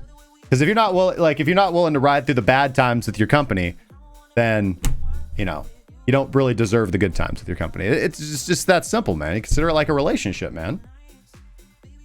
Yeah, it's the Marilyn Monroe principle of stock investing.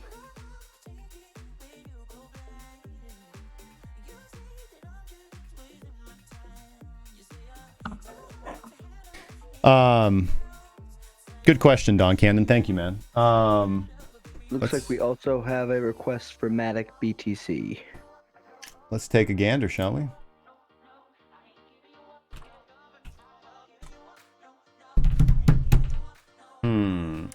Well, so on its face, Matic BTC is positioned bullish. We're not really in a position where I would want to do something. Paralox just recently recovered from being overbought. We are above the breaking Bitcoin initiator, the continuation filter, and the baseline, so long trades are valid from a trending perspective. I would not think that we're in the best position to look for an entry. So an entry here, so we do have this condition right now that is true called in range of the continuation filter, meaning that our ATR band is within the continuation filter, which is a very high risk allowance filter to take longs from here. This is not really the setup that I would recommend to a newer trader. This would be a high risk trade from my perspective. I would like to see price go below 253 and then come back above, or go like oversold on some time frame. We're just seeing kind of our first big pullback on the daily.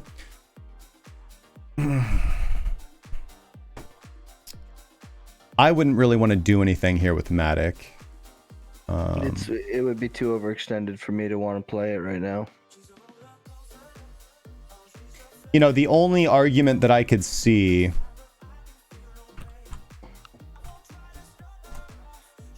the kind of the only argument that I could see is, yeah, because we traded outside of the Bollinger Band, closed back within. So at the very least, I would want to see price above like 280, 282 for kind of a continuation trade there.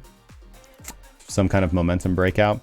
Ideally, I'd like to see a pullback either to the continuation filter or maybe the baseline somewhere around 230, which would be a pretty steep pullback on Matic. Having said that, listen, the other way to consider this, like the other way this could play out, is that no, man, like alt season's not over. We're going, and this is your first pullback in a bull market, which is typically considered a buying strategy. So that's going to come down to your personal strategy and the way that you personally view things. If you think that we're going to have a much longer alt season, then you're going to want to buy every pullback and be aggressively bullish. If you want to be more conservative, then this is not the type of setup that I would be looking for. If you wanted to be more conservative, I would look for entries around 230 to 220. Yeah, 230 to 220. Looks like we might also have requests for BAT and Theta USDT. Theta is still pulling back. I would not want to get into Theta right now. Oh, isn't it down like 60? It's got to be down like 50% over the past 2 days, just from recovering from the blow off top. With regards to the basic attention token, this isn't a do nothing situation for me. We're just consolidating. We are potentially, although I'm not putting a lot of emphasis on it. Let's look at classical so I can kind of highlight this a little bit better. Yeah, we are kind of teasing at horizontal resistance right here. But I would not say that this is a significant break or represents a significant break. Let's see if we can go back. Yeah. Kind of got this. I've looked at this level on BAT a few times, so let me actually demarcate it on my chart here. So we've got this kind of horizontal resistance level around 20 cents to 21 cents, and typically when we actually nicely break above that, we tend to put in good runs. Obviously, the very first time, which I think is statistically, ouch. This run right here, and then obviously this latest run right here. This last attempt was kind of a failed attempt, but we've got this nice ascending trend line. We're hugging the 20 SMA on the way up. Everything is pointed up, and we're consolidating right at that resistance level. So this is typically something that I like to see for a breakout. Could be distributive, however, right? Could be distributive. So I would like to see some kind of clear, convincing breakout here.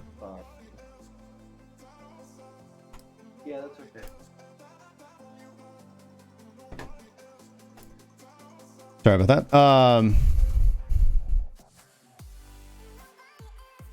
Yeah, I would like to see a significant breakout. So being that is what I'm getting from this chart, if I actually go back over here and look at my trading system, it's telling me not to take a movement because we're below my initiator. So again, as I said, I wanted to see a breakout. So does my initiator. My initiator wants to see price above 22.05, and then we could potentially be looking to go long. Right now, this would be kind of a reverse. This would be a reversal baseline bounce to the downside and selling into the distribution.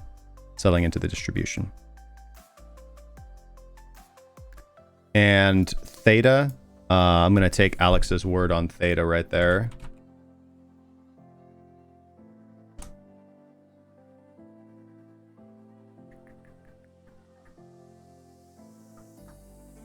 I mean, I get the reversal baseline bounce. That is super high risk, my friend. You know, I mean, it's a blow off top. No thanks. Yeah, I think you're certainly right. I will kind of point out that we're getting a couple dojis, which indicates that there is absorption happening, right? Like we're not seeing like charging red candles to the downside. I wouldn't do anything right now though. Like, let it play out a little bit.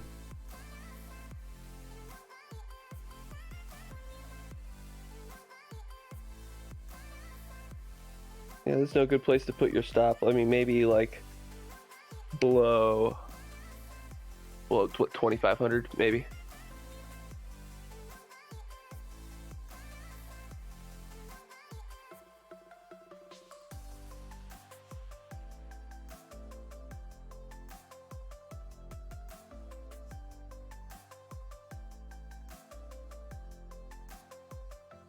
Parallax just turned bearish.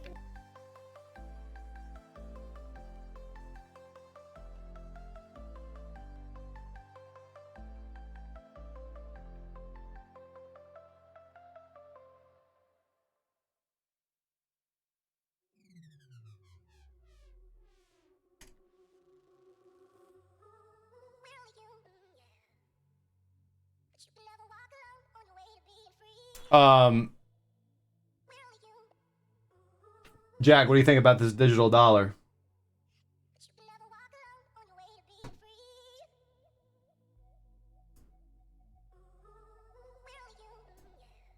Jack. He's dead.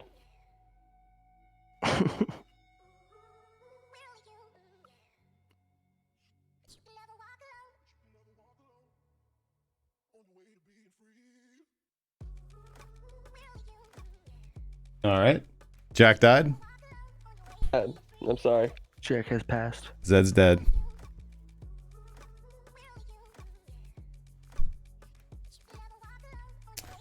Bitcoin on the monthly.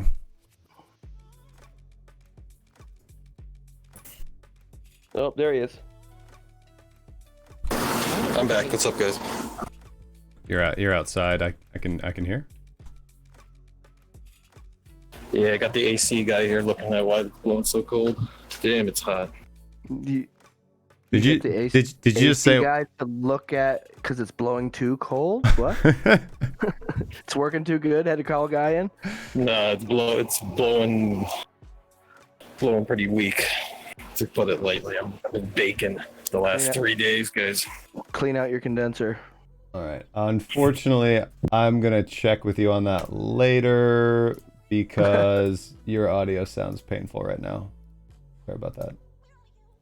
We will hear Jack's thoughts about the digital dollar after Like I said, he died. after he has accomplished his personal comfort. Go cool off. Take a chill pill.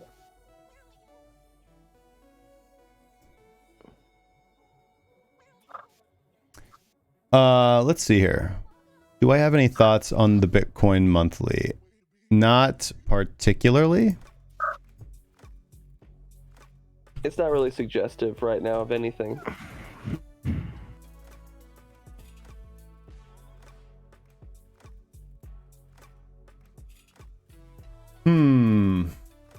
Yeah, it's a tough one for sure.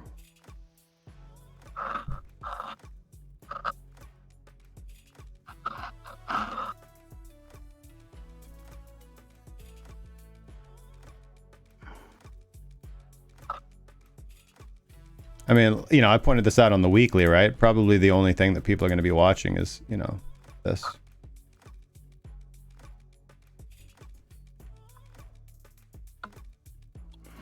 Or, you know, maybe potentially this if they want to be cheeky, right?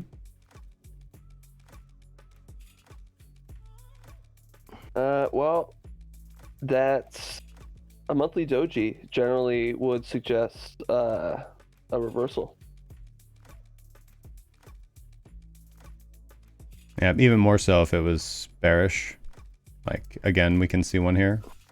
Well, we still got 2 days.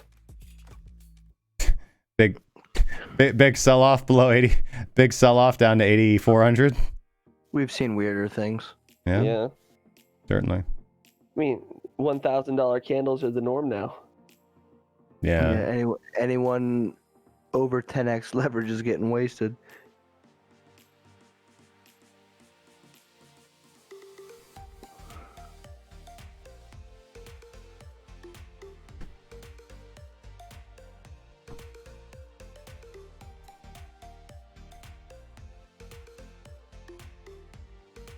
This is a good track right here.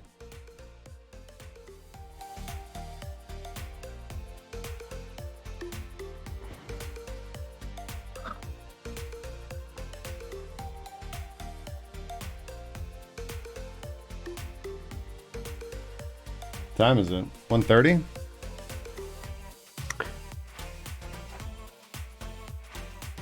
Be closing out equity trades here in about 45 minutes, and Forex about 45 minutes after that, and it'll be pretty smooth sailing for the weekend, guys. Yeah, you got any predictions on the weekend? I think price is going to move down. Yeah. And depending on the volatility that, I mean, alts most likely will do well. Depends on how, if Bitcoin gets a really nasty candle, then alts will continue to get hit. You can already kind of see it. You know, a lot of alts have actually had over the last 2 days sell downs. So not everything, like, you know, the alt rally is still going, but yeah. And you know, I think a lot of the alts retracing in the last few days was profit taking, and you saw that reflected in the price of Bitcoin as people, you know, kind of dumped their alt profits into Bitcoin, and, you know, took their newly minted sats. Currently, I think the shitcoin markets, they need to cool off a little bit, and it's the mid cap and the major altcoin markets, with Ethereum and ADA leading respectively, those two. Because Ethereum was looking the best out of the major alts, and then out of the mid cap alts, ADA looks the best. They were leading yesterday. ADA put in a 12% day. Crazy. Yeah, while I was backtesting bottom feeder, I kept coming across ADA, and like during the pump, I'm like, man, that thing is running. Yeah. And I think ADA and Ethereum are examples of where strength is going to beget strength. You know, these things, they've held their price against Bitcoin better than the other alts have. They're wound up, they're ready, and ADA's kind of leading the charge. Something's got to give. Well, you got CME expiration coming up too. I was thinking of Alex. You wanted to talk about that a little bit, didn't you? Pardon? CME expiration? Like what? No. No. I couldn't hear you. You broke up a little bit. So yeah, CME futures are expiring this afternoon. I think 3:00 Central. Is that how it is? So anyway, so prices tend to get fucky a little bit around CME closure time, and trends have a tendency to reverse around those times. So if if we do see things happen around close, we'll know what's going on. Yeah. Whales fighting it out for the price. Your bias would be, well, there certainly has been some whale battles over the last day or so. I mean, I've seen, if you look at BitMEX whale, I mean, you see $7 million sells, $8 million buys, $10 million. It's whale battle going on. People are sitting on those buttons, and they're pushing. My feeling is that, you know, we've had 2 months of upside, and 2.5 months really of upside, straight upside, and a retracement is healthy. It's time. It's time. Blue Box Territory asks, in the Way strategy tester, could we disable the entry strategy for the Way and select the confirmer entry as baseline and exit baseline to have a full test of baselines regardless of what Way indicates? No. Nope, that will not work, sir. You need to select the way that the code is written. Let's say that whatever you select as your entry strategy is considered like the signal to go long. The way that the confirmation checkboxes work is, it's like, okay, well, if you select this checkbox, then the go long signal is go, like, the entry and this have to both be true at the same time. The confirmation can't be true without the long entry.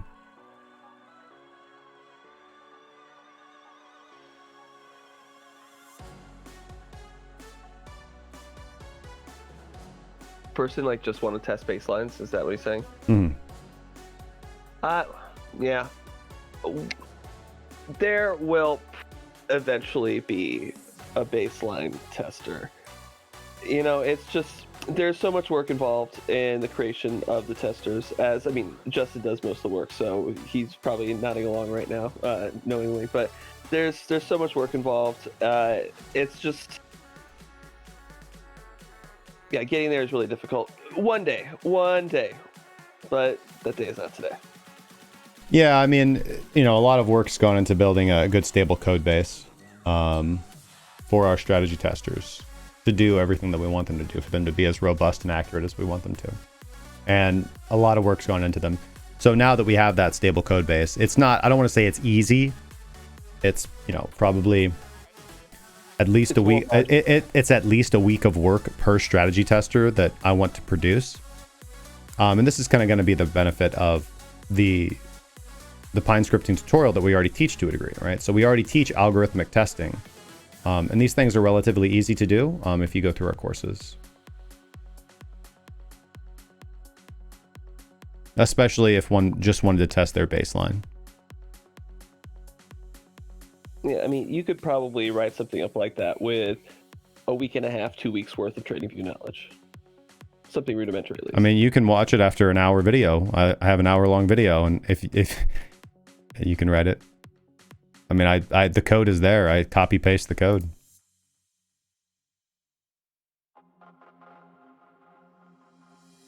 That's all in the initiator testing course. Do you have any movie in mind there, Jack? Don't bring Jack in, man. He sounded like he was coming to us live from the Snowpiercer front train.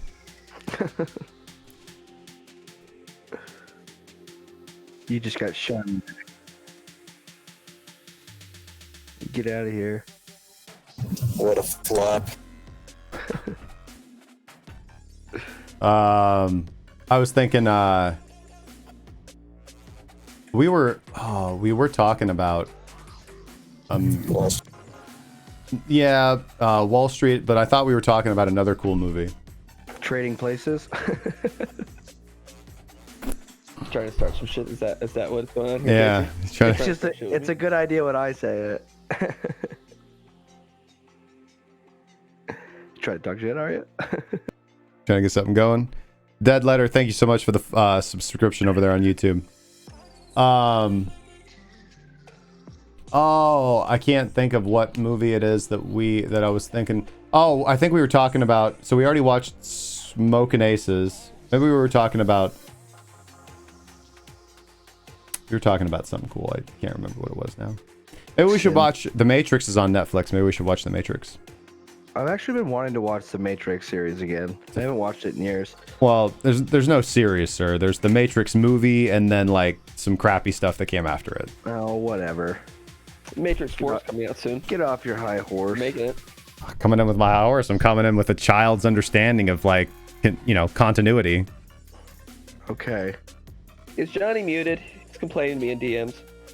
And I love how they go through landlines. Take care of this guy.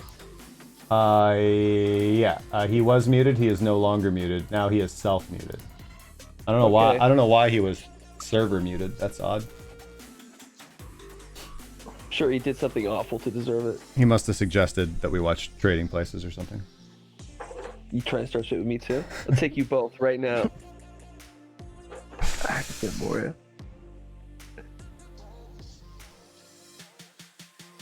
Yeah, I think I'm going to start laddering into my short position here over the weekend. Kind of comfortable just doing nothing right now, so gonna let her do what she wants to do here. What about we could watch Train Spotting? I haven't seen that in a long time. Wonderful. You seen that? I think Johnny is still muted, isn't he? Has he been trying to talk? Yep. Johnny is Johnny is muted, but he's muted of his own accord. Yeah, he's like, I'm not muted. He just unmuted himself. There we go. You look. And muted again. And muted himself again. Gosh darn it! How I'll figure out these buttons. He's not even trying to say anything. He's probably just fucking with us. Like, I wonder what they'll do if I just mute and unmute myself 18 times. Clearly, he'll get a rise out of Alex. I tell you, Alex is taking off on him right now. Nah, just. Yeah, I just don't like him. I don't know. I just hate that guy, man. It's nothing personal.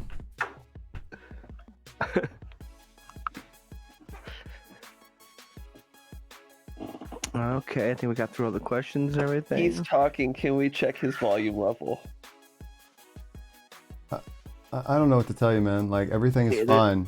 There's not even a green It's totally ring fine around him. I blame you. I blame you.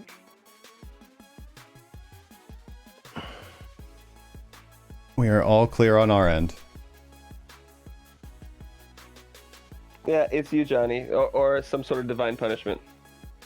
Have you tried turning it off and turning it back on again?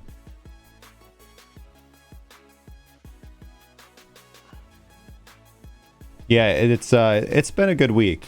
We were talking we were talking earlier. Alex, we had this conversation when we had our team meeting this morning, but this would be good for everybody watching. What was your best trade this week, Alex? We closed out that poly Bitcoin trade where we captured about 60-70% movement. Like for like 2,600 to 3,600 or something like that. It was a nice trade. Yep. What about you, Jason? My best trade of the week would have to be the bottom feeder from 87.45 to 94.11. And that's where I currently got out. Now I'm just kind of sitting on my hands to see what kind of direction we pull, but thinking about laddering into that short over the weekend. And then I think Johnny was talking about so Cybot fired off, I think, a 13% trade on Matic, and then a 13% trade on Qtum. There's another like 11 or 13% trade too. I have to go back and look through the trading journal. Cybot was doing well this week, and I'm eager to see it because we just pushed the first round of optimization for the walk forward optimization. And we've got two new automated strategies that are live now.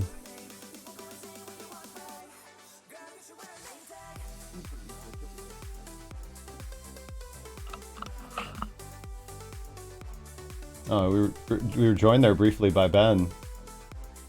And he was like, oh wait, these guys are alive, I'm out. Get me out of here.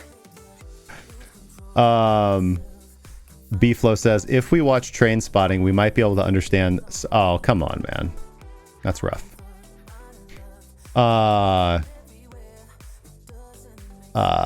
Mr. Rambo 438. For the CME close, would it be a bear or bull bias?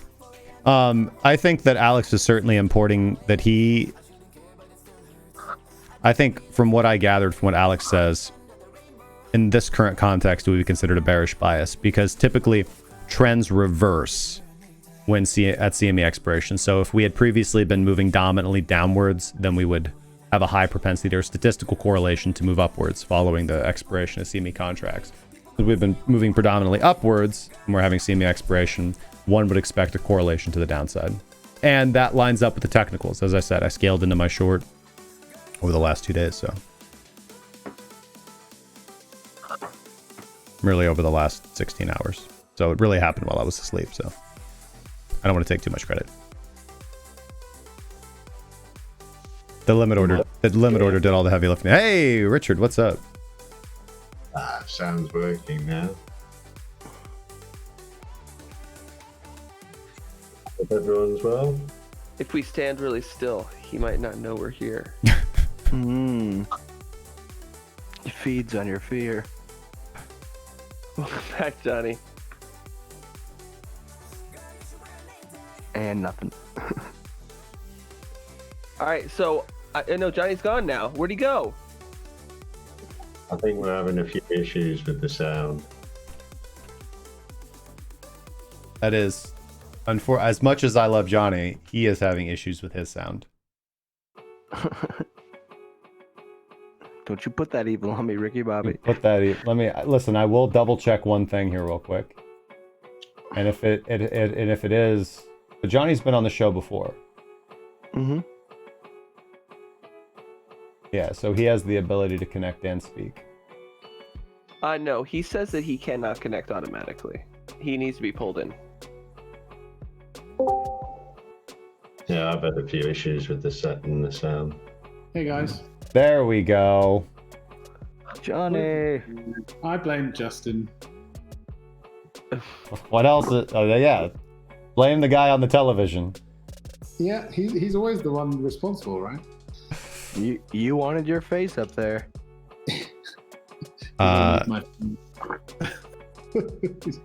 Justin's pretty enough. Whoa, hey. We get a cut. We get a cutout. In earlier on when you were talking about backtesting, I didn't manage. I just changed all the permissions to fix these problems. So Was it a permissions issue? yeah, so anybody who still can't talk, just disconnect and rejoin the channel, and everything should work fine. You're the man. Good looking out. Fantastic. If that's working. Just There you go. Hey. Okay, so now we don't have to do the poll. So we've just decided to have complete anarchy up here. Hey, you're the ANCAP, dude. The problem was they still didn't have speak or voice activity permissions. Gotcha. They do now. So you can get rid of their connect permissions and drag them in on your own if you'd like. Gotcha. Alex, I'll have you know that anarchy does not. Anarchy means no rulers, not no rules. Is that a little Morty you got down there? That is a Morty, yeah. Well, I stand corrected. Trying to sneak that in, are you? So what did I miss, you guys? I believe you. I believe The market dumped. You missed it. Sunny Geneva. We're not a whole lot, man. The market is certainly it's a John Eller's day, right? It's watching paint peel, punctuated by just waiting for that moment of sheer terror, right? It's coming. Yeah, it feels like it might be a down move, but we'll see. I'm just expecting one of those huge Long it. FU candles. Yeah, I mean, you know, from my perspective, you don't get really more perfect than this. I mean, we have resistance, we have a blow off top, we have Minx sell signals, and then right here we have retail really helping, playing along here, just going massively long right here at resistance. It's just kind of a beautiful sight to see. All the hallmarks. I'm like you. I'm sitting in a short here, hoping for the best. Jordan asks if there's any good harvesting from the garden this week. I will tell you this. So my garden is not producing any fruit yet, or edible. You know, they're not there yet. But they are growing great. We've had the last like week. It's been dramatically humid and rainy, and today is like the first bright, hot, baking, sunny day with no rain in like a week. And I was out this morning tending to the garden, and it's like everything just grew twice, like doubled in size overnight. Now they're all starting to fruit. It's really awesome. Won't be too long. Yeah, my cherry tree is laden. In fact, I think I'm a couple of days late, so I picked a few today, but a lot of them are already gone. Yeah. The birds get in there. Cannot tell a lie. I chopped down Johnny's cherry tree. You know what's amazing is how quickly they go. I mean, you've got like Yeah. a window of opportunity of maybe 2 or 3 days to get cherries. Yeah. I had the last house that I had. We had a really nice cherry tree out there, and yeah, you had to be quick, man. I mean, you know, honestly, like you could graze off of it, you know, for the majority of the summer, right? If you got lucky. But if you want that really rich, bountiful harvest where you can, you know, usually we just ended up making. We used to make like things like because we'd have so many cherries, we'd obviously make basically as much cherry jam and preserves and jelly as we could. And then make some sweeteners, make some syrups, and then usually we just have so much cherries left over that we'd make cherry vodka. Yeah. My wife does some things with the cherries here. Yeah. But you've heard the birds that I have, right? So Yeah, we've heard the birds. Yeah, it sounds like a Disney movie over there. within a couple of days, they just strip the thing clean. That's why you got to cut down the cherry tree, and maybe our phone conversations will be less birds. These birds can strip a cherry tree faster than Piranha can strip a cow. There'd be a lot of tree cutting going on, I think, if I wanted to get rid of the birds. I've got at least 100 different trees in the garden here. Phil says, do I use Minx to regulate garden watering setups? You know, sometimes I just look to see if my tomatoes are overbought or oversold, you know, like. Good luck, Brett, out there. Alex asks if I'm ANCAP. Yes. No gods or kings, only men, sir.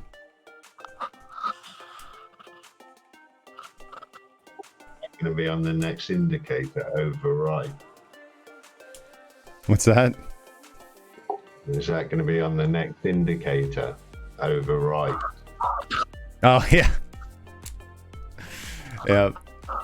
We've got the cherry tomato indicator here. We've got some oversold, overripe. That's funny. Got support somewhere down around the stem. And up here by the buds. That'd be a good place to sell.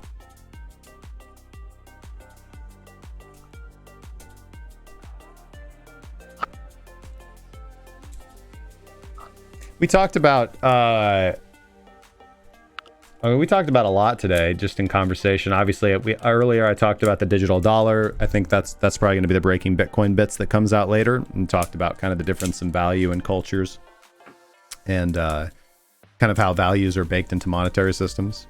We talked about let's see here. We talked about this cryptocurrency documentary that's coming out based on Dragon Chain. Do you guys remember Dragon Chain? I do remember Dragon Chain. I do not. You could only buy it on Ether Delta at the time. Yeah.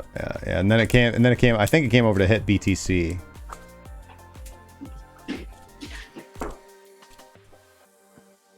I should actually go back and check that, because I believe that was the very first exchange I ever did anything on. Wonder if I still have money sitting on that. Not anymore. Not anymore. There you go. After the bear market, huh?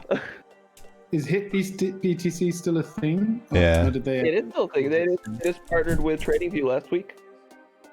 Oh. Yeah, you can do all your. If you want to get scammed on hit BTC, you can do it straight from your TradingView console. Man, that has to be the worst exchange I've ever used. Yeah.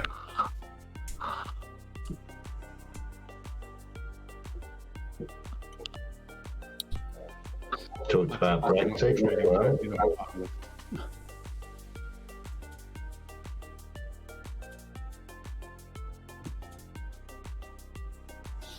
KuCoin, Dragon Chains on Bittrex.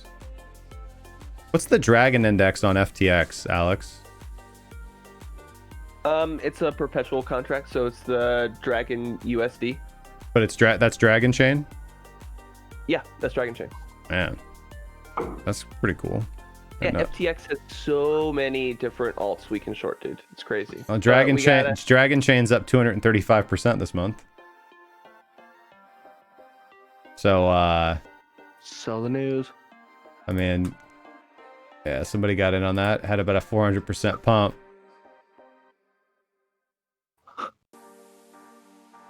And that looks like news getting sold is what's going on right now. So I mean, congratulations to anybody that held through 50% drawdown. Not anybody who's still holding from 2017. Not anybody that bought the scam. Yeah. Actually, that's February 2019.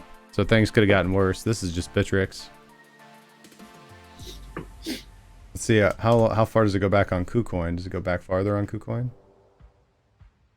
Yeah, so here we have all of the price data. Yeah, so you had like a couple windows of opportunity, right? If you bought when it was first launched and then sold immediately, or if you waited until 2020 to buy. I guess you could have bought anytime back to early 2019, but if you bought before the fall of 2019, you're down. It's a very provocative chart. That long basing period makes me think of Jesse Stein's Insider Buy Super Stocks book. Yeah. It's, that little jump right there. Ooh. And the slightly parabolic pre-buy a couple months beforehand. Mm-hmm.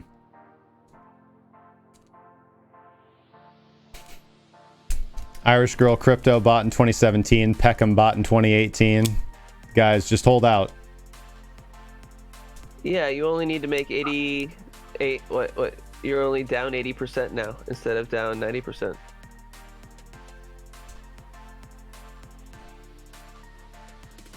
Fortunes have turned around. I don't think I have any Dragon Chain left. I think I did hold some at some point in time, but I think in the great crypto cleansing of 2018, I think I got rid of Dragon Chain. You know, you would have had to have just been holding against hope to have held on to it that long. There's just no logical investment reason to hold on to it that long. Well, you know, like 2017 was kind of like college days. You know, we all made questionable decisions, right? Our investment portfolios. How'd you get stuck with these kids? I'm a bag holder from college.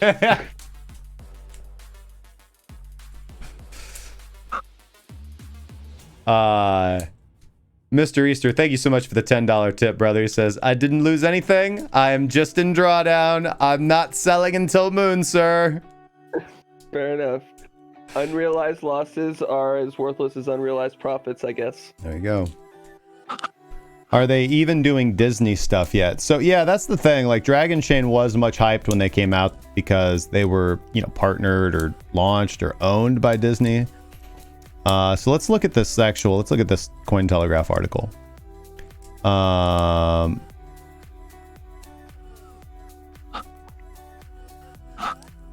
Disney incubated blockchain company. So Disney incubated the company.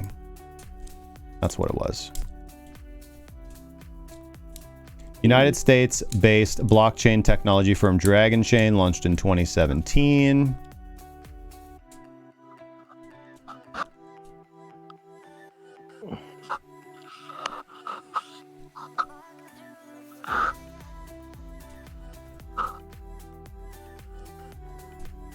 Yeah. This doesn't really feel like the good time to buy it, huh? I think like the layman's reading of this would be, oh man, they're going to launch this on TV. It's going to be really bullish. Everybody's going to buy it. But I really feel like the trade, I think Alex, you pointed this out very well, that kind of pre-buy, right? I feel like the trade was like, we know this is going to happen, accumulate the lows, and then pop. You know, how many people watching this are actually going to, listen, how many people, retail individuals that aren't into cryptocurrency, I've thought about this a lot, right? If you're a complete normie, newbie, watching the Discovery Science channel, so maybe you're 12 and you see this documentary about Dragon Chain. Are you going to run out and buy Dragon Chain? Like, where are you even going to go to buy Dragon Chain, right? You got to find Bittrex. You got to get onto Bittrex. They're going to show up in our general chat asking if they can purchase cryptocurrencies there. Yeah. That's where they're going to do. It happens. Guys, do you know where we can get some of that Dragon Chain? Oh, look, dude. You want to start off with Bitcoin, and then you move on to the hard stuff, okay? Get your tolerance up. Dragon Chain's the hard stuff. Dragon Chain. That's First you buy Bitcoin, and then you trade it in for the Dragon. Right. Can I come up in the blimp with you? Jack, coming live to us from outer space. There's no wind in space, man. Come on. That's turbulent, sir.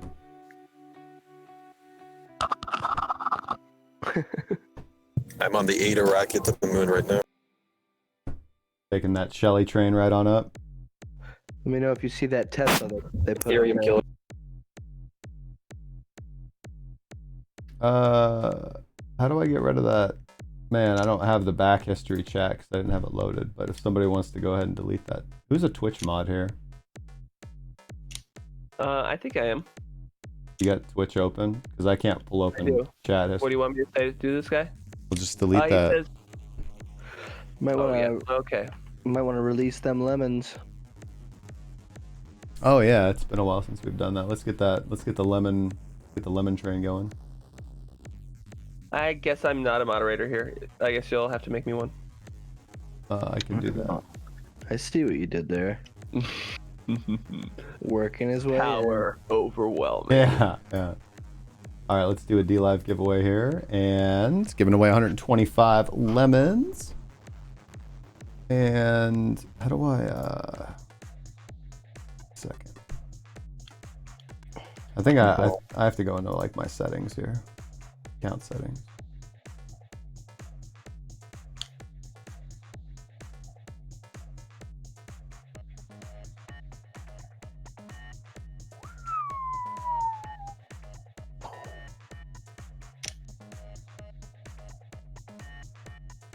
Mm.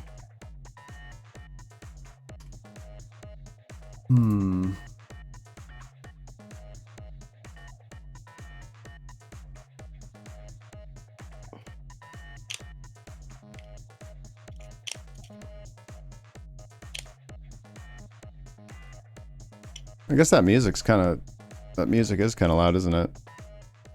I can't hear. I can't hear it. Because you guys aren't listening to the stream. Oh man, we're getting it with the beats in here. Huh? Man, that's hardcore, dude. Mm-hmm. Now this is how you go into a weekend.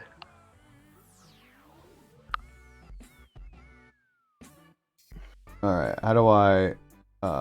Okay, yes. Okay, I need to mute the stream. Alex, I don't know how to make you a Twitch mod, man.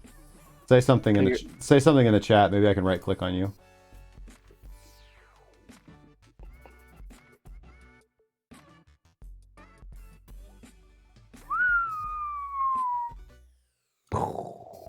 I can add you as a friend or block you. Aww.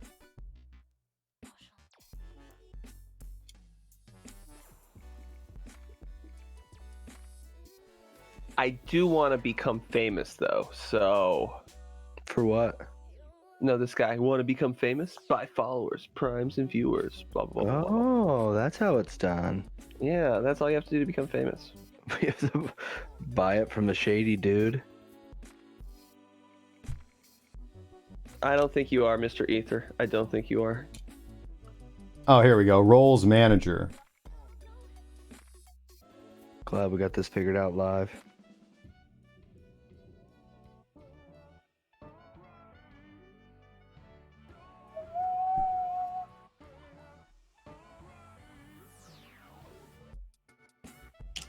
There you are. And you are a moderator.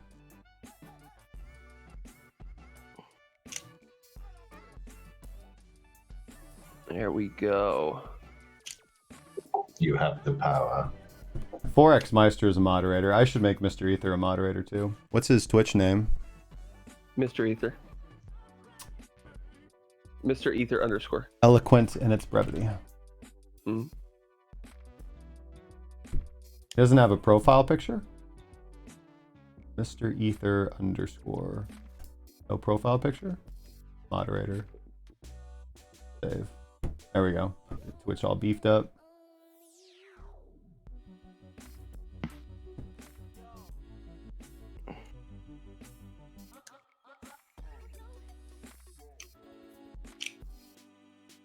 Well, good thing you changed it.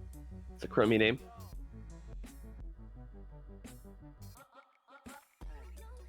What? He said his name used to be Gotta Watch Crypto. Yeah, I remember that. Yeah, that's a sucky name. Good thing you changed it. Wow, man, harsh, dude. Yeah. You didn't have very many friends as a kid, did you? Gee, Alex has come on here. He was like, man, Johnny keeps like talk bad about Johnny, talk bad about Jack. I'm pretty sure you insulted the entire European continent earlier.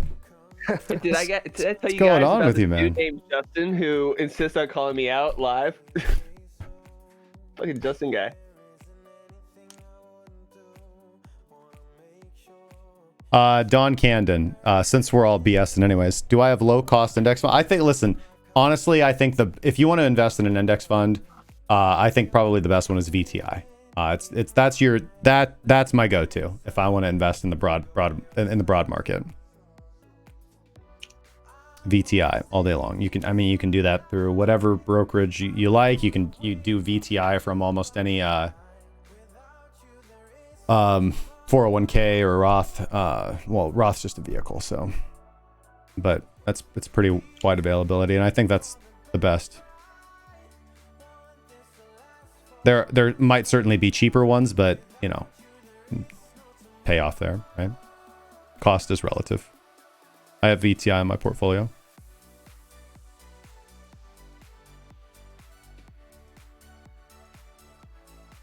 I never have invested in the SPY or the DIA or the Qs for my portfolio. I've utilized the VTI.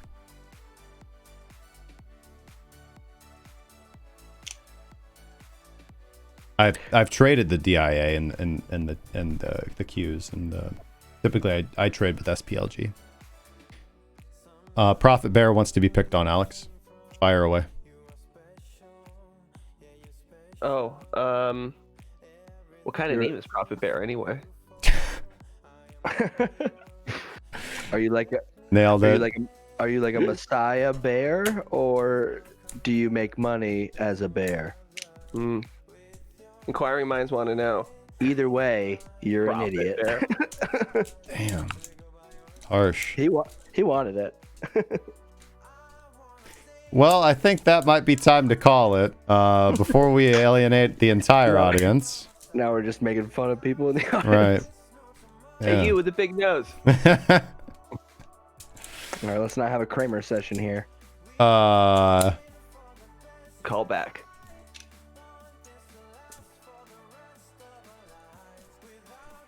Profit Bear got his metal card. Staking that crow. Nice. All right, guys. It's been a good weekend. Thoughts moving into the. It's been a good week. Thoughts moving into the weekend are overall bearish from a technical and fundamental perspective. We've got CME expiration coming up here in a little bit. Overall, it's been a pretty killer week of trading. Pretty chill, actually. Pretty easy week of trading. Yeah, I think the whole group's doing pretty well right now, so it's always good to hear. Cool. I appreciate everybody coming on. Any final thoughts moving into the weekend? We won't be back until Monday. Have dinner with your family. Enjoy your weekend. Let the market do what it's going to do. Amen. I'll say it. Buy Bitcoin. There he is. Someone had to do it. Buy Bitcoin. Buy Bitcoin. As always, yes. Also, buy Ethereum, though. This weekend. This weekend. Only this weekend. Only this weekend. All right. Thanks, guys, for coming on. I'll see you guys in a bit. Have a good weekend, everyone. Bye-bye. Okay.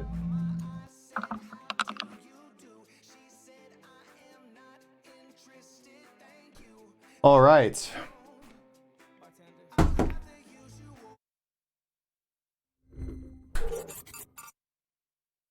With that being said, guys, thank you so much for joining me for another episode of Breaking Bitcoin Market Analysis, brought to you, as always, by the Cracking Cryptocurrency Premium Trading Group. If you guys enjoyed the show, make sure to support us by subscribing to the channel, liking this video, hit the bell icon. That way you're notified every day when we go live. If you're watching on DLive or Twitch, you can support us with a follow or subscription. Speaking of which, update on that DLive giveaway. Midwest Attempts, Dark Rico, Rhino TD, DePie Guy, and Ricky T. Big winners today. Thank you guys so much for the support and the lemons. Always trying to give it back. Make sure to join us in the Discord. If you guys have not already, discord.crackingcryptocurrency is the place to be. Free for everybody. We do post free trade signals. We have great discussion. We've got pine coding supports. It's the place to be if you're interested in being a trader or learning about the markets. Otherwise, if you... let's see here. As I said earlier, thoughts kind of moving into the weekend. I have an overall bearish bias. I am net short. I'm still playing some altcoin positions. Most likely going to be taking profit from my equity position trades and my Forex trades today as well, and just kind of resting flat for the weekend. It's going to be it's supposed to be a nice weekend. A little bit of a little bit colder weekend for me, but that's going to give me an opportunity. It's going to be sunny, so I'm going to get some work done out in the yard, and I've got a lot of code that I need to write, so I'm looking forward to that because June is going to be the big push for the Online Trading Academy. So thank you guys so much for the support. I hope you guys have a fantastic weekend. If you have any questions, comments, concerns, sarcastic remarks, or death threats, leave them in the comment section down below. We'll do our best to get back to you as soon as possible. If you'd like to join along and trade with us, you can check the links in the description down below. Or visit premium.crackingcryptocurrency.com if you guys would like to trade on the same platforms that we do. We do the majority of our trading on ByBit and Binance via Binance Margin or Spot. Links in the description down there as well if you guys want to get some free rewards or cheaper fees in the case of Binance, in the case of ByBit bonus deposits. So with that being said, you guys have an absolutely fantastic weekend. Make sure to spend time with your loved ones, and as always, trade safely. I'll see you guys on Monday.